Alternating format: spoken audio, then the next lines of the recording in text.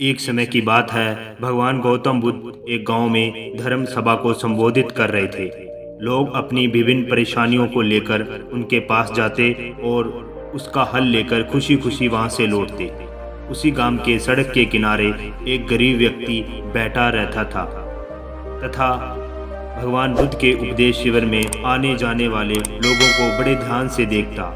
उसे बड़ा आश्चर्य होता कि लोग अंदर तो बड़े दुखी चेहरे लेकर जाते हैं, लेकिन जब वापस आते हैं तो बड़े खुश और प्रसन्न दिखाई देते हैं। उस गरीब को लगा कि क्यों ना वो भी अपनी समस्या को भगवान के समक्ष रखे। मन में ये विचार लिए वह भी भगवान बुद्ध के पास पहुंचा।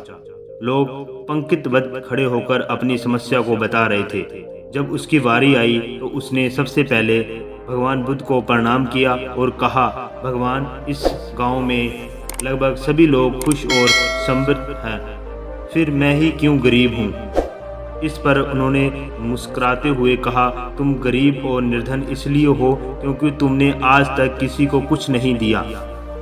इस पर वह गरीब व्यक्ति बड़ा आश्चर्यचकित हुआ और बोला, भगवान, मेरे पास भला दूसरों को देने के लिए क्या क्या है। मेरा तो स्वयं का गुजारा बहुत मुश्किल से हो पाता है। लोगों से भीख मांगकर अपना पेट भरता हूँ। भगवान बुद्ध कुछ देर शांत रहे, फिर बोले, तुम बड़े अज्ञानी हो।